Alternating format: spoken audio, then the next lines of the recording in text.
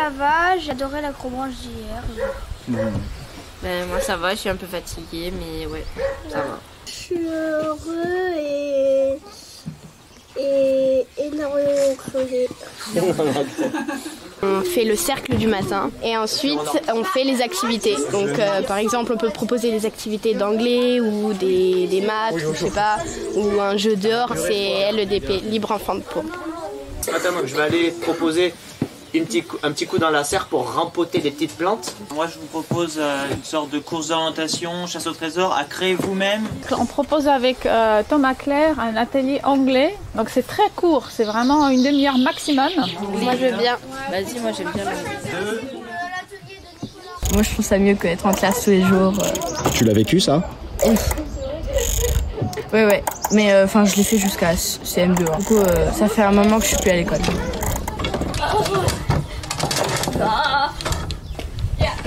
Je me fais pas beaucoup d'amis d'habitude à l'école parce que quand j'y allais avant. La récré c'est horrible. Non, on met une vraie balle. La cantine c'est horrible.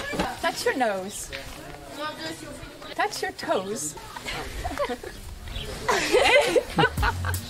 Cet endroit, c'est l'éco-village de Pourgues, c'est en Ariège. Les habitants ont acheté le domaine en 2017 pour expérimenter un autre mode de vie basé sur la liberté.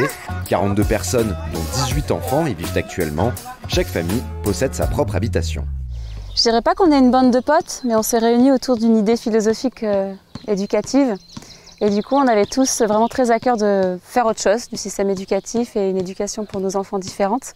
On avait créé des écoles différentes, qu'on appelle les écoles démocratiques. On était soit des créateurs, fondateurs de ce type d'école, soit des parents qui avaient mis leurs enfants dans ce type d'école, soit des personnes qui gravitaient autour de ce mouvement qui a pris naissance en 2015. Alors j'ai besoin de 2 volontaires pour aller planter des rhubarbes. Bébé. Vous pouvez marcher un peu dessus et on va essayer de les planter ici. C'est tout doux. Tu poses dans le petit trou. Voilà, super. Tu tasses un petit peu, pas trop fort. Comme ça. On les initie aussi un petit peu à ce que c'est que cultiver ce qu'on mange et voilà, avoir un peu les mains dans la terre, être en connexion des insectes, ne pas en avoir peur et voilà, tu vois là, elles jouent avec des vers de terre dans les mains, elles n'en ont pas peur, elles savent l'importance des vers de terre dans le sol. C'est rigolo parce qu'il y a plein de vers de terre. Et on peut aussi avoir des limaces.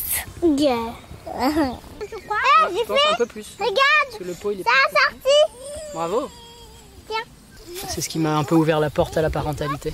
Cette possibilité en fait d'éduquer les enfants comme ça. Comme moi j'ai été un peu éduqué aussi. Attends, je vais faire un peu plus. Ça me semble indispensable, en tout cas pour dans ma vision en fait de oui, voilà, c'est bon. D'un enfant, quoi.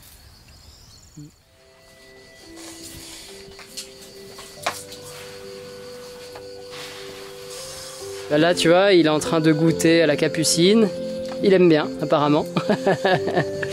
Et il est calme.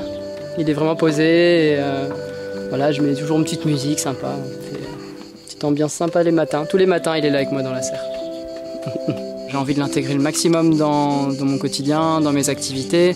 J'ai envie de lui transmettre un peu qui je suis et qui sont les personnes qui composent notre environnement de vie. Et j'ai envie de pouvoir lui transmettre le plaisir de faire les choses, de les faire avec enthousiasme, avec le cœur. Et sans forcément être dans la pression sociale ou la pression familiale de devoir faire des choses par norme de société ou par besoin sociétal, juste parce que tu as envie de le faire. Et c'est ça qui te fait plaisir et moi c'est le plus important. Tu veux arroser ? J'imagine quelle richesse pour nos enfants aussi, parce qu'on a chacun nos compétences, nos connaissances, donc effectivement une autre façon d'agir avec les enfants. Alors, on peut faire les trampolines avec vous ? Je sais pas.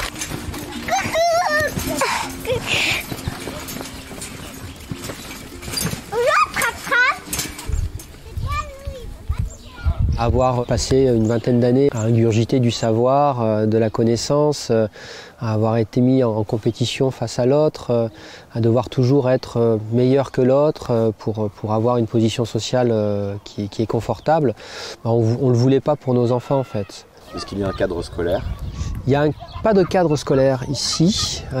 Chaque famille a ses propres cadres. Mais en règle générale, les enfants ici ne sont pas scolarisés. Le fait de ne pas mettre son enfant à l'école, ça s'appelle l'instruction en famille, c'est légal.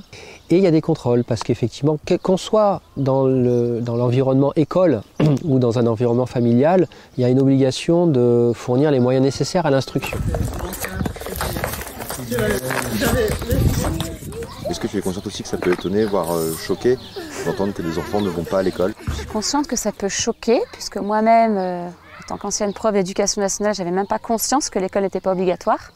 C'est après quelques années que j'ai compris que la nuance, c'est que l'instruction est obligatoire, mais qu'elle peut se faire de différentes façons.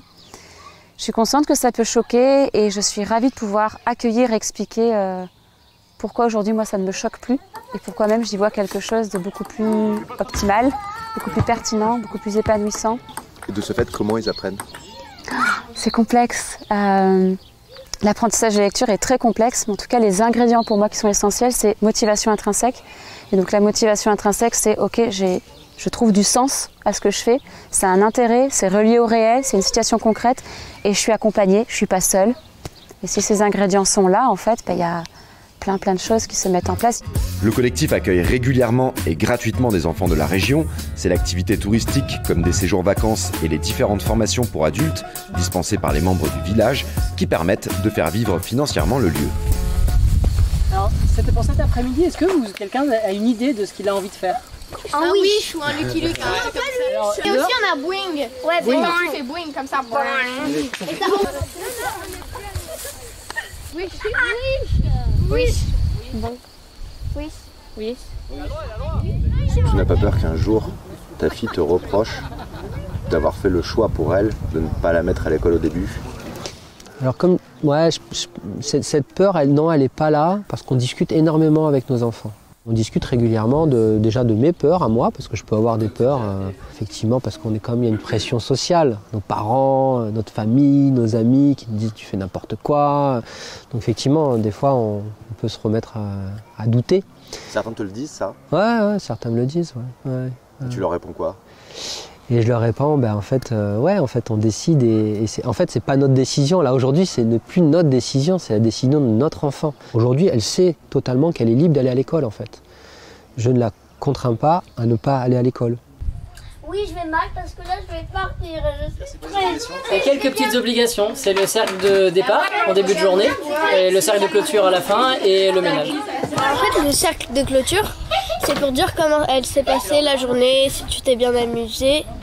Et ça, c'est que certaines personnes, mais dire ce que tu aimerais faire demain. Voilà. Moi, ça va, j'ai passé une bonne journée. Je me suis bien amusée, à part au moment où j'avais plein de paille sur moi. Il n'y a pas la crainte de les marginaliser, entre guillemets, par rapport aux autres enfants qui, eux, vont à l'école? Je ne sais pas si c'est une crainte, ça peut être une réalité. Nous-mêmes, on n'a pas envie d'être marginalisés en vivant ici dans un collectif de vie. Donc on a toujours des connexions avec le reste du monde, ne serait-ce que par nos familles. Nos familles sont importantes dans nos vies, donc elles viennent, on va les voir. Du coup, ils sont mélangés aussi avec leurs cousins, leurs cousines qui vont à l'école. Et l'école n'est pas un secret pour eux. Il existe une école et d'ailleurs certains enfants ont eu envie de faire un test. Ils sont allés à l'école de la commune d'en bas pendant 2 mois pour certains, 1 an pour d'autres. C'était intéressant, moins intéressant, voilà, ils ont appris des choses. En tout cas, on n'est pas contre l'école, mais vraiment mettre de la conscience.